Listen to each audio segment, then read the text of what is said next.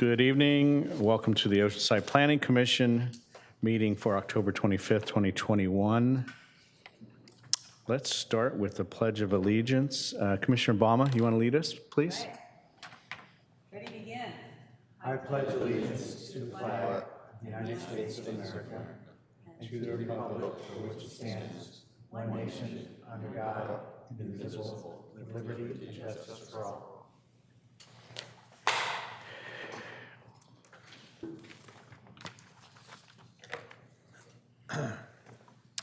Thank you. City Planner, if you could do a roll call, please. Good evening, Chair Rosales, Present. Vice Chair Morrissey. Here. Commissioner Goodkind, in case you hadn't heard, she resigned her position last week, effective immediately. Commissioner Balma, Present.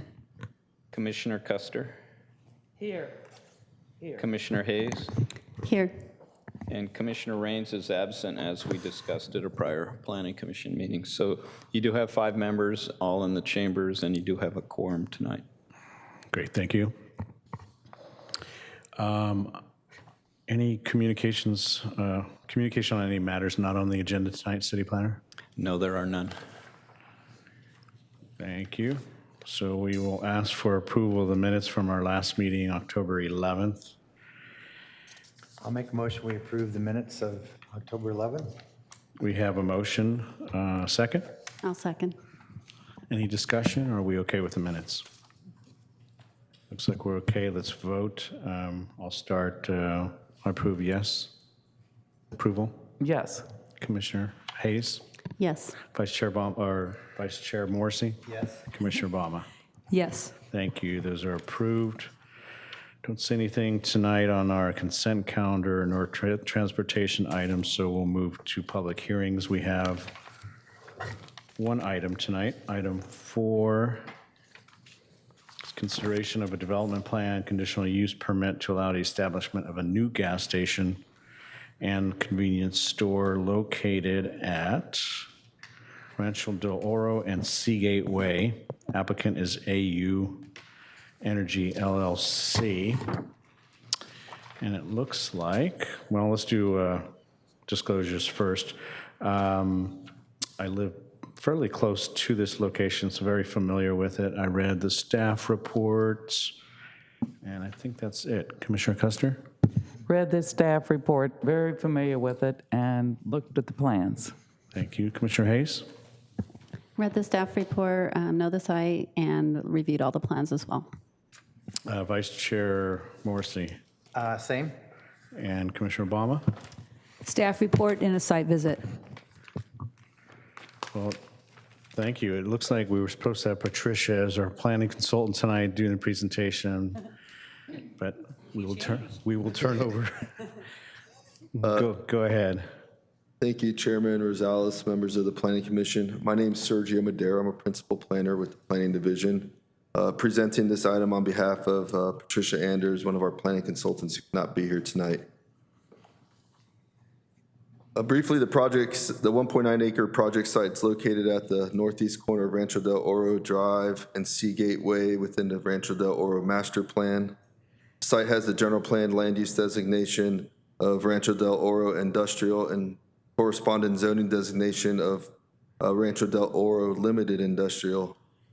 The site's located within the Ivy Ranch, Rancho del Oro neighborhood planning area. Surrounding uses include a hotel to the north, an existing hotel to the north, a commercial center that's currently under construction to the south across Seagate Way, the El Corazon Park to the west across Rancho del Oro Boulevard, and to the east across Seagate Way are some open space areas associated with the Rancho del Oro master plan. Here are some existing photos of existing site conditions viewed both from Seagate Way and Rancho del Oro Drive. The site's vacant, has a fair amount of topography, and is currently undeveloped.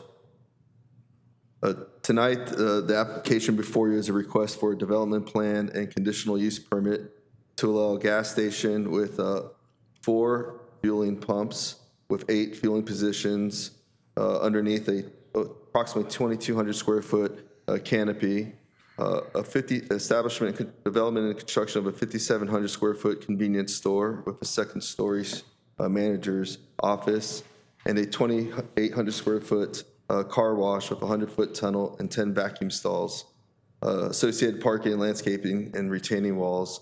The CUP is required for the establishment of a gas station and convenience store within the IL zoning district. As shown in the proposed site plan, the convenience store, manager's office, and car wash are located near the northwestern portion of the site, with the vacuum stalls to the east at the exit of the car wash. The car wash entrance is along the Rancho del Oro frontage, and the gasoline pumps are located near the southerly portion of the project site under the canopy. There is one access proposed off of Seagate Way near the southeast property line. The first floor plan shows the layout of the convenience store, which will have both indoor and outdoor dining options with healthier food choices. The car wash, tunnel, and equipment room are shown on the northerly part of the slide there. Second story is just an open manager's office, about 1,150 square feet. This photo simulation of the southwest elevation demonstrates the building articulation, roof variations, and the mix of building colors and materials and building accents, including awnings. The maximum height of the building is just under 30 feet tall. Here's some more elevation perspectives that have been prepared for the project. This elevation depicts the proposed fuel canopy. It's approximately 19 feet tall, and again, we'll have 4 fuel pumps with 8 fueling positions. It's branded, it's painted to match the Shell corporate colors and logo. And finally, the project's been designed to significantly exceed the landscape requirements of the IL zoning district, which is 8%. The plan before you depicts approximately 42% of the site's going to be landscaped. The project does conform to the Rancho del Oro Industrial Master Plan land use designation. It also complies with the Rancho del Oro Plan Development Limited Industrial Development Standards.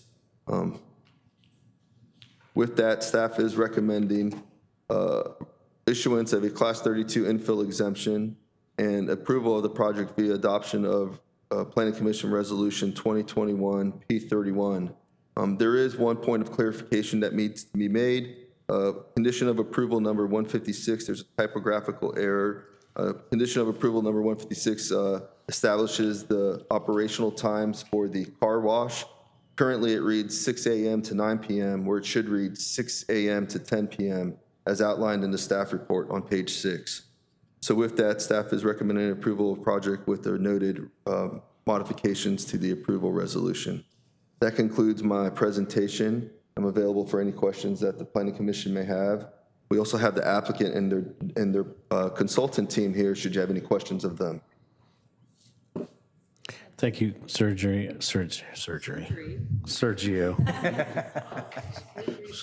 Probably never heard that before, have you? That was a good one. Did I miss it, or did you cover the CUP portion of it? We established why the CUP is required. It's required to establish a service station and convenience store within the IL district. There's a full analysis within the staff report. Great, thank you. Commissioner Ballmer? Yeah, I just have a question, because I didn't know what it meant. On page 5 of the staff report, there's a table that says Limited Industrial Development Standards. What does FAR mean? I couldn't find anywhere where FAR? it was. Yeah, FAR. But Yeah. I was looking everywhere to try to see where it might have been spelled out, but what is that? So FAR stands for floor area ratio. Oh, So it's okay. the amount of the site that can be developed with building area. In this case, they're only developed a floor area ratio of 0.16, which is well below the 1.0 threshold. Thank you. Any other questions, staff? Thanks, Sergio. We do have the applicant here, a representative. If you'd like to come forward and Don't know if you have a presentation or just be available for questions or add anything to Sergio's remarks. If you could introduce yourself, sir. Hi, my name is Sunny Goyle. I'm with AU Energy. Actually, didn't have a formal presentation. Just wanted to say that we're here to answer any questions. We are the actual owners and operators, so this is not a spec project that we would, you see developers build and then sell. So my family owns and operates these locations. We're based in Northern California out of Fremont. So I traded one storm for another this morning. So, we have our own concept for our stores. They're called Loop Neighborhood Markets. And so that's where we were one of the first convenience store chains in the country to sign up for the Partnership for Healthier America back when Michelle Obama first introduced the program. It's now 15 years ago, maybe. So we are a participating member of that. And so we do always have those healthy options. Some of our stores have salad bars in them, and where there's a lot of office buildings, a lot of commissary type made to order sandwiches and stuff like that we do carry to give people that alternative from the normal everyday things you can find at any location. We also try to make our properties a lot more resilient as we consider the mobility of the future and how everything is transitioning. So we like to have the car washes and at least the ability, so the wider sidewalks to put in whatever the charging future is for these quick charging, because that's still up in the air. And we even have some of our stores that have hydrogen locations in them. So we do because we're owners and operators of these locations, we try to keep all those things in mind so that one day maybe the vacuums come out and hydrogen equipment goes in that area 10 years from now. So that's kind of why you'll see it less developed, more landscaped, just so we leave ourselves flexibility for the future. And we do have our team here. So we've got the architect, the civil engineers. Do we have traffic here? Sorry, we can't see traffic. Maybe they couldn't make it, but that's the team. Thank you. Actually, you hit on two things that I was going to just comment about, no questions. The first was Vice Chair Morrissey and I were wondering what it upgraded food or healthier food, what did that mean? So thank you for that explanation. The other one I think is even more important because we have talked or wrestled with here as other convenience store projects have come forward about approving a model that essentially, at least at some degree, is going away. So appreciate you addressing that you're open to, and you also recognize that at some point maybe that location gets switched out or repurposed in some manner. So thanks for addressing that, because I think that mindset is important as we develop this sort of model here. Could be something different in 10 or 15 years. So appreciate that. Absolutely, thank you. And that's why you'll also see we only have 4 pumps. Usually you'll see 8 pumps a lot of the times, but we wanted to leave it kind of nice and open just because, it'll be easier to upgrade later. Great. Commissioner Baumann, did you have anything on the design? I was going to compliment you on your convenience store, because when I looked at the floor plan, I was going, this has got a lot of opportunity for, actually, like you said, healthy meals. And I've been to a couple of convenience stores now, I'm not sure if they're yours, where they had that offering. I thought that was kind of a great idea. So I'm glad to see that for this location, especially when we build that whole arena that's going to go in the future. Like before they leave to go home to go on the freeway, they can go get something to eat, get their tank filled up and take off. So I think it's a great opportunity for your location for this facility. Thank That was you. really good positioning. One thing I wanted to comment on was or just, wonder why, I noticed you have the Shell as your branded filling station or gas station.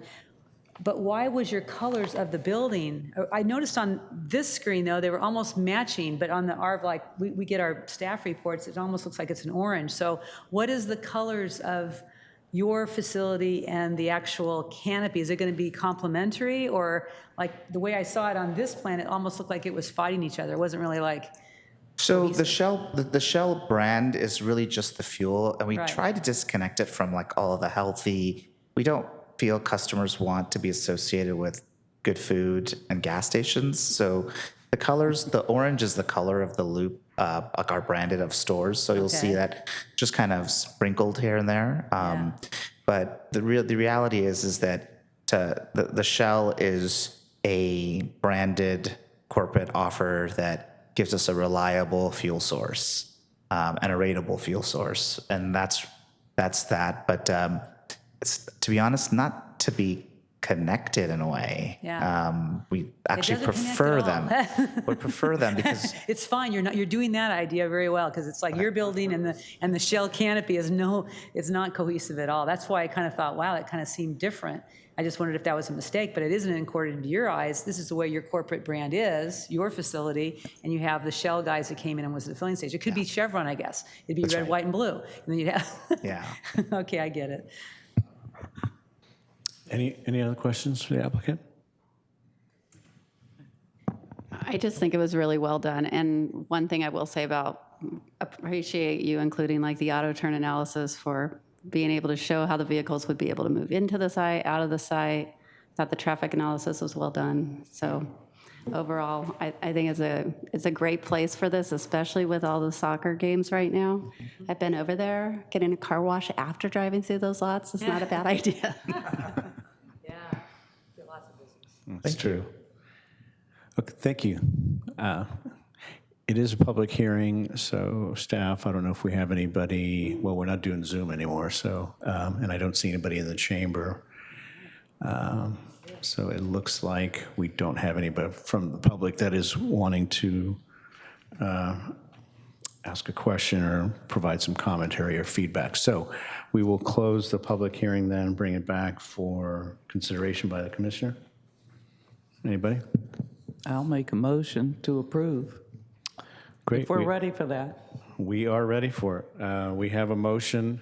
Commissioner Custer made a motion to approve the project as is, per staff's recommendation. Anybody want a second? I'll second. I have a second by Vice Chair Morrissey. Any further discussion? I just have a comment.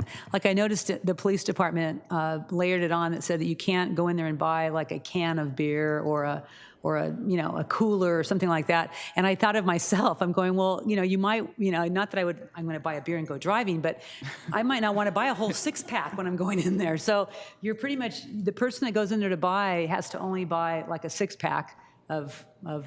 Yeah, we're not immediate consumption. We don't like to encourage Yeah. that. So we don't sell, like, we sell microbrews, but Yeah. still, so that would be That's like, good. but we don't sell singles. Yeah. It's just not something that we want to kind of create that culture of people hanging out in front of our stores and doing that kind of stuff. Well, I'm not that I'm trying to say that I want that. I'm just saying that I just thought of myself. Like, if I was going to go in there, I know if I want to buy a whole 6-pack, but I guess I have to get a mixed case. Then is what I'll get. Cover up and buy 6 packs. Nobody will know. We'll lend you the money. Maybe we'll do a mixed case where you It's not can the money, pick. It's the whole quantity of it. Anyway, that's it's a silly statement. It wasn't really. Jeez, nobody will know. Yeah, no, nobody will be the wiser, Commissioner Ballmer. Good. Well, thank you for that color and commentary. So we have a motion, we have a second. Anything else? Okay, let's vote. Commissioner Custer? Do you want me to read this or just? No, we've got our okay. motion and second, so, Okay, I vote yes. okay, Commissioner Hayes? Yes. I'll vote yes also. Vice Chair Morrissey? Yes. And Commissioner Ballmer? Yes. Great, thank you. City Planner? That is 5 in favor, 0 against. The motion passes. Great, thank you. Good luck with your project. We're looking forward to seeing it. Okay, that concludes tonight's very short agenda for public hearings. So we will move to appeal of city planner's determination. Don't see anything on the agenda for that.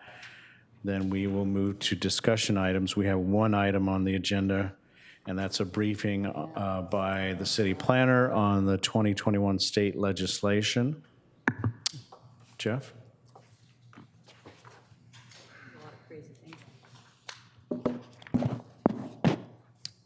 Good evening, Chair and Commissioners. This item involves a summary of recent bills that have become law. They're adopted or passed by the legislature and signed by the governor.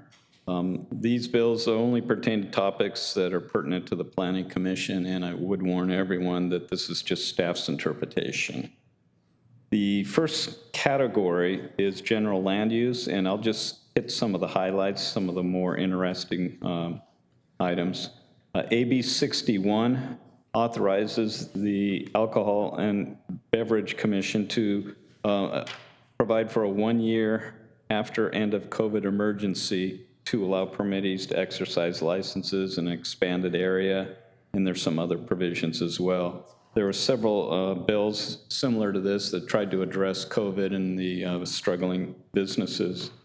AB 72 requires the Natural Resources Agency to explore a more efficient review for coastal adaptation projects that use natural infrastructure. The city is exploring something very similar to that. It is a big item in coastal planning. How do we protect our resources, both man-made and natural? And there seems to be some support for looking for natural processes to do that. On the second page, AB 537, this implements the FCC's wireless shot clock into state law. So the state now also provides that shot clock for wireless facilities. AB 819 requires website posting of CEQA notices, so that will affect our division directly. The next one down, AB 970, creates a 20-day or a 40-day, if there's more than 25 EV stations, approval period for EV charging stations. Going down a couple more, AB 1409 requires the city's safety element, that's an element within the general plan, to be updated to identify evacuation routes. I believe that was part of our intent with the update of the general plan anyways, but this makes it mandatory. SB 60 raises a minimum fine for violation of short-term rental ordinances up to $1,500, and then up to, that's the initial fine, and then up to $5,000 for each additional violation. So you can see there's some statewide interest in beefing up enforcement of short-term rental ordinances. SB 314 extends the ABC caterers permit to an on-sale license and suspends restrictions on expansion of the footprint. Again, this is similar to the previous one I mentioned, business support due to COVID. And then the last one on page 2 is SB 433. This authorizes the Coastal Commission to impose additional penalties for violation of the Coastal Act, except for public access. And public access is, though the Coastal Act, when you read it, public access seems to refer to staircases and physical access to the shoreline. That has evolved into parking spaces and traffic as well. First item on page 3 is SB 556. This requires cities to provide access to utility poles for small wireless facilities. We can condition them, including aesthetics and safety, but again, more streamlining, more facilitating of wireless facilities. It was also a common theme. I think part of it is the digital divide that became so apparent during COVID, where people were relying on wireless facilities, businesses, workers from home, students as well. So the next category, since housing is such a big issue and the legislature passes so many bills regarding housing, I split this out into its own category. The second one is AB 345. This requires cities to allow the sale of an ADU if it was built by a nonprofit. Right now, the law allows cities to allow that, but now it requires it. So it's only if they're built by a nonprofit. We have a lot of interest in ADUs, and we have not had one by a nonprofit. So I'm not sure this is going to have a large impact.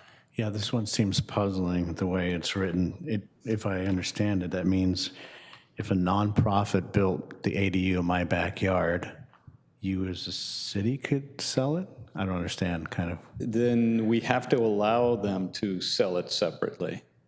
So if a nonprofit builds it and then they want to sell it, and I believe there's qualified buyers, but the city has to allow that to be sold now. Interesting. Currently, we could allow it.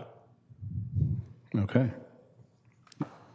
The next one down is AB 491. This requires that multifamily structures with affordable units provide the same access and amenities to the occupants of those affordable units. and also prohibits isolating those affordable units in that multifamily development. Going down about 2/3 of the way, AB 803, this is one of our local representatives. It requires cities to approve, unless certain findings are made, small lot developments on multifamily zone parcels.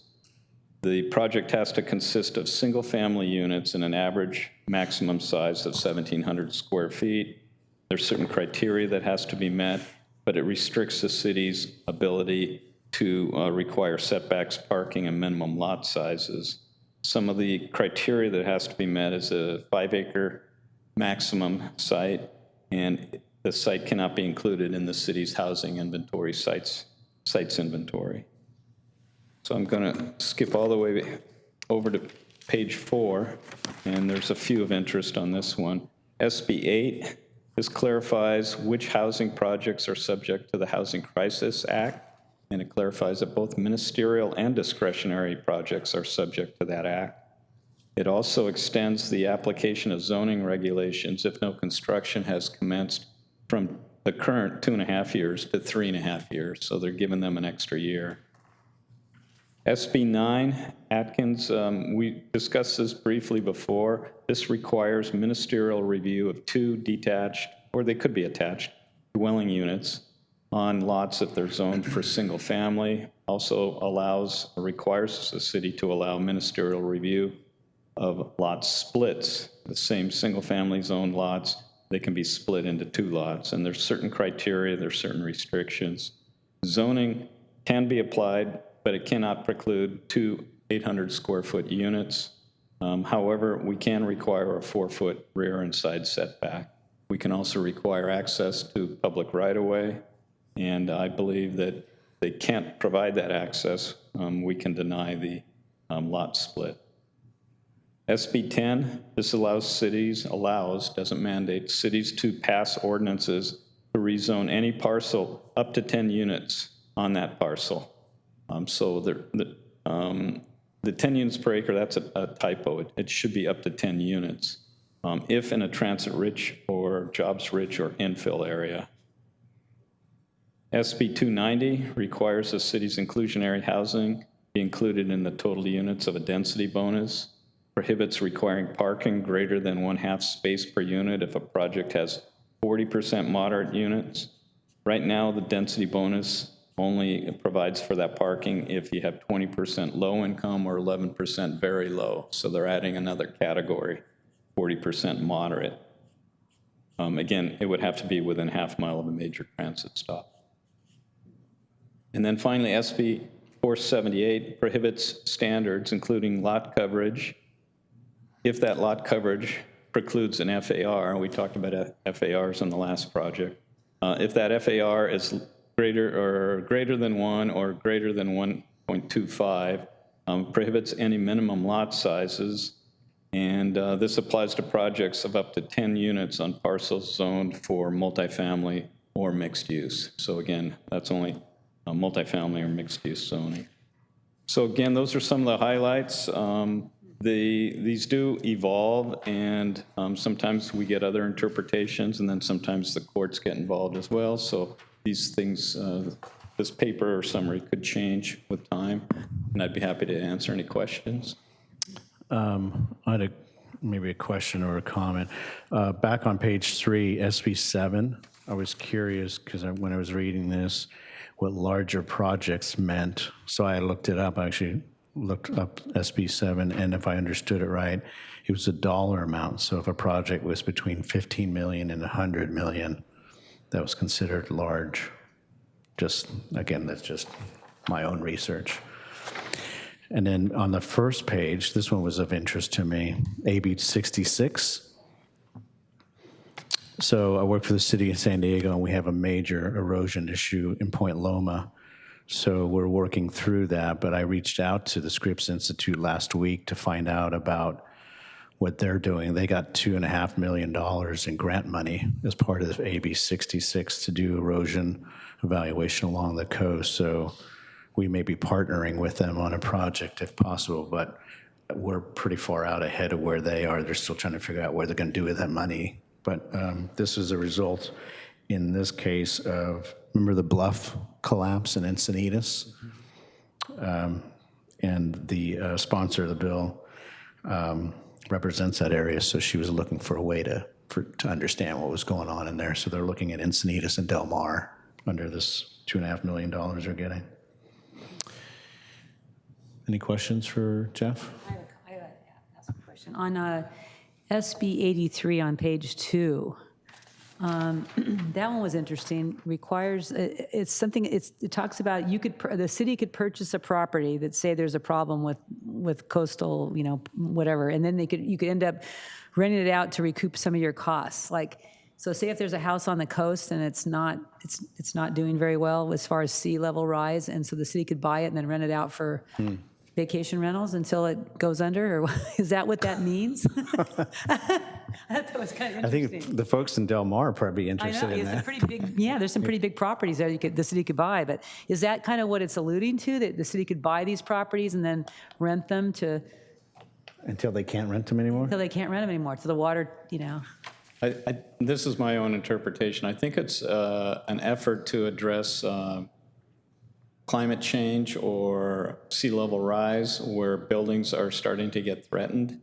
And one alternative, and this is a huge debate on all coastal communities, is do you harden the shoreline to protect the existing structures, or do you let nature take its course? And I think what this bill would do, and to be honest, we've been suggesting to the state for several years now that they need to put some money in the game rather than just having the cities deal with this very difficult issue. And so I believe what it does is it allows cities to buy properties that they believe are vulnerable, and yet that vulnerability may be 10 years, 20 years, a long period. They can rent them out in the interim, but eventually, since the city owns it, then they can tear it down and then let nature take its course. that's kind of what it sounded like to me. The other one I was interested in was AB 1124, that the solar, the right to receive sunlight. And now with all of these new ordinances where you're putting houses pretty close together now, and if they're two-story or whatever, you could actually block someone's ability to have solar. So now we have to kind of look at that as like some way to not take away the person's right next door to have solar panels. Is that kind of what that one's?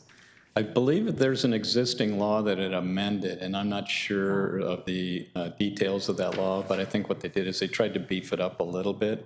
I don't believe, and I'm going off memory, so don't quote me on this, I don't believe it gives someone absolute access to sunlight. I think there's some stipulations and conditions which that happens. Yeah. Okay. Thank you. Anybody else?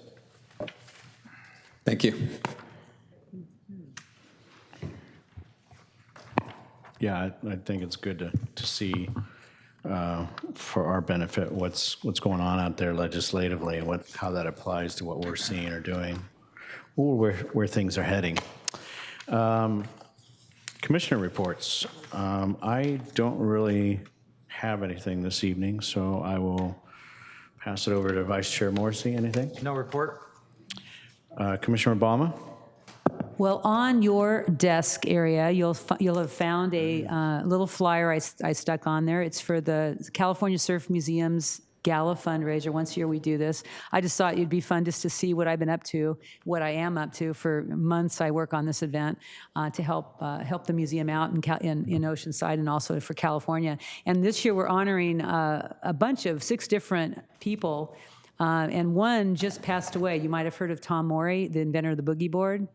He was actually here to receive a proclamation for him. His 50th year anniversary. We had it here at the city council chambers. We did that along with the Surf Museum's proclamation, and he passed away about a week after that. So we were all lucky enough to even get to be around him and hang out with him, and he was totally funny, and his wit was there. Everything was great. He just said his body, I guess, just gave out. Right? His mind was there the whole time. So anyway, we lost Tom and Donald Takayama, of course, a native of Oceanside here, not native of Oceanside, but an Oceanside citizen for many years. He also passed away. So 2 will be in memorial, and the other one, I don't know if you know about Joel Tudor.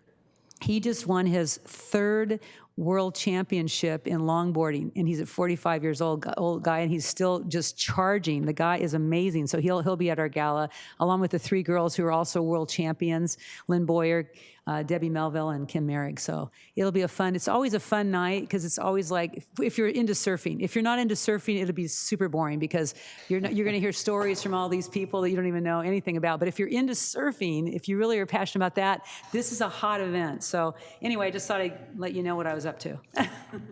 We've been wondering. Thanks, Louise. Commissioner Custer Nothing to report. and Commissioner Hayes. Nothing tonight. Thank you. Jeff, anything beyond your legislative? I can't. Yes, of course, you always have things. Well, just briefly, your upcoming agenda items. November 8th, we have the emergency shelters. This is just a LCPA, amendment to your local coastal plan resolution. You've already recommended and the provisions were adopted. Now it's just bringing it back to submit to the Coastal Commission. We also have Fire Station 1, which is just across the street. So that'll be, I believe it's a development plan. So that you'll be reviewing that as well. That is your decision. November 22nd, at this point, we're intending to cancel. There's no agenda items, and it's a tough week with the holidays. Going out to December 13th, we're going to bring forward an update of the ADU ordinance. It'll include some provisions on owner occupancy. How do you define that? How do you require evidence of that? And that applies to any junior ADU has to be owner occupied, or one of the buildings on site has to be owner occupied. There's also the bill I mentioned tonight just a few minutes ago will incorporate that new language, and there's also some other guidelines from HCD that will incorporate. You have a fourplex at 1611 South Tremont. And then you have some condos at 833 South Pacific, right along the shoreline. There's a permit parking on El Monte Drive proposal, preferred parking for the residents. So you would make a recommendation on that to the City Council. A little bit of background. Prior to the Great Recession, there was a separate Transportation Commission. And then as part of the streamlining, they said, well, let's just have planning take care of that. So that's why it's really not a zoning issue or a general plan issue. It's just a traffic issue. And then finally, we're hoping to bring forward an update of our home occupation ordinance. Our home occupation ordinance is a little outdated and kind of restricted. If you look at planning theory, back in, when Euclid versus Ambler Realty was decided to be constitutional, zoning was all right, the cities would really segregate commercial uses from residential uses, and especially industrial uses. Well, now there's more of a blending, and this is a good example. Our home occupation, what do we allow to occur in home occupation? How much activity, how much storage, how many visitors, how many employees? Those kind of issues. Ours is fairly restrictive. I don't think it's been updated in quite a while. So we'll bring that to you in December as well. And that's all I had.